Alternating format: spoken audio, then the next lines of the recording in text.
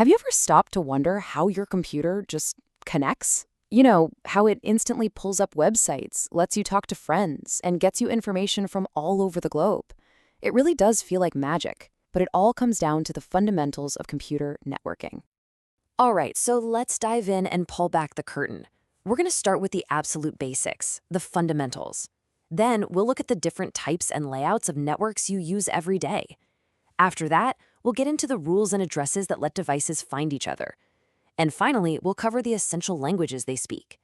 We're basically going to build our own understanding of the internet, piece by piece. First up, let's talk fundamentals. We're going to start with the two most basic building blocks that make any network, well, a network. So what even is a network? Well, at its very core, a computer network is really just a bunch of connected devices. Think your phone, your laptop, your smart TV. They've all agreed on a standard way to talk to each other so they can share stuff, data and information. And every single network boils down to just two things: nodes and links. Nodes are just the devices themselves, your computer, a printer, a server somewhere. And the links? Those are the connections between them. It could be a physical cable plugged into the wall, or it could be a wireless signal like Wi-Fi. It's simple, really. Nodes are the destinations, and links are the roads that connect them. In this picture, it shows it perfectly. See those green circles? Each one is a node, and those lines connecting them are the links. Together, they create a simple path for data to travel from one spot to another. Okay, moving on to section 2, types of networks. Now that we know what they're made of, let's look at how they're categorized by the physical area they cover. And we're talking everything from your pocket all the way to the entire planet. What's so cool about this is just the sheer scale of it all. As you can see, networking starts really small, like within a single meter for a personal network, and then it just balloons out all the way up to 10,000 kilometers for a global network like the internet. So this is how we get our main network types. You've got the personal area network, or PAN, that's for connecting your Bluetooth headphones. Then you scale up to the local area network, or LAN, that's your Wi-Fi at home or in the office. Bigger still is a metropolitan area network, a MAN, which can cover a whole city. And finally, you have the wide area network, the WAN, which can span a country. The internet, that's the biggest WAN there is. Let's move on to section 3, network layouts and VPNs. Now we're going to see how all those nodes can be arranged, and maybe more importantly, how you can connect to them securely from literally anywhere. You know, the actual physical layout of a network has a name. It's called its topology. You can pretty much think of it as the network's blueprint. It defines the exact structure of how everything is hooked together. Take this one, for instance. This is what we call a bus topology. See how every single device connects to one central line or bus? It's a classic setup. But remember, this is just one way to do it.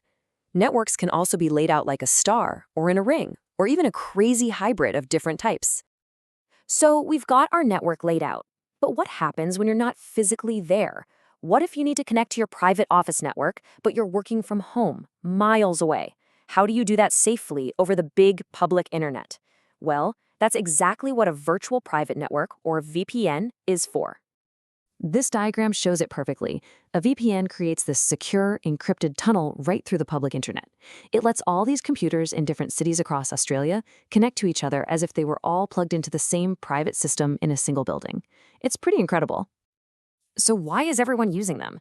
Well, for one, they're way cheaper than building your own private connections, but more importantly, they act like a shield for your data.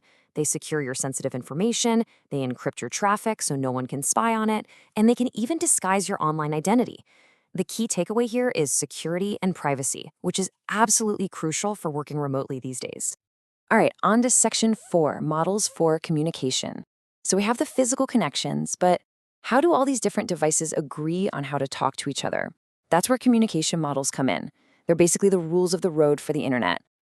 To make sure a brand new iPhone can talk to a 10-year-old server, we need a standard set of rules. Think of it like a recipe. These rules are organized into layers, and each layer has a specific job. The two most famous models are OSI and TCP/IP. Now, the OSI model is a 7-layer theoretical framework. It's great for understanding the process. But the TCP/IP model? That's the 4-layer model that the modern internet actually uses. It's the practical, super reliable standard that makes sure your email gets from your computer to a server on the other side of the planet. Next up, Section 5, network addresses. This is a big one. For data to get to the right place, every single device needs a unique address. It's just like how your house needs a mailing address to get mail delivered. No address, no delivery. Here's the interesting part. Every device on a network actually has two addresses. First, you've got the MAC address. Think of this like its permanent physical serial number. It's baked into the hardware and never ever changes.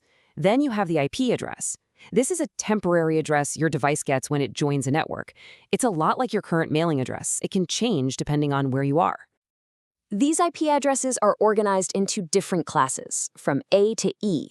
It's really just a system for dividing up all the possible addresses. By looking at the very first number in the IP address, you can tell if that network is designed for a massive number of devices, like a Class A network, or for a much smaller group, like a Class C network that you'd probably have at home.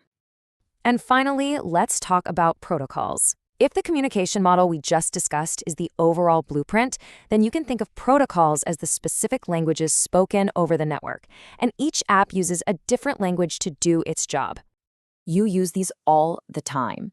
When you want to visit a website, a protocol called DNS acts like the internet's phone book, looking up the right IP address for a name like google.com. Then HTTP and HTTPS are the protocols that actually load that web page in your browser. Want to send an email? Your computer uses a completely different protocol for that, called SMTP. Each one has a very specific job. Now, when it comes to actually sending your data, there's a really important choice to be made between two main protocols, TCP and UDP. TCP is all about reliability.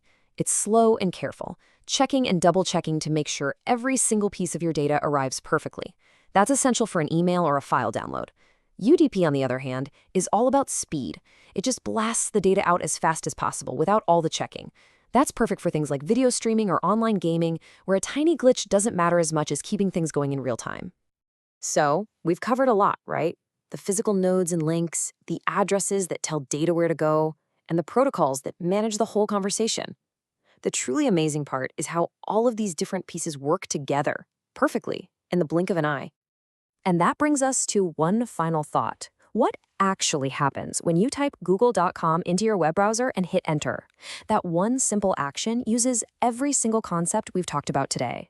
It's something to think about the next time you go online.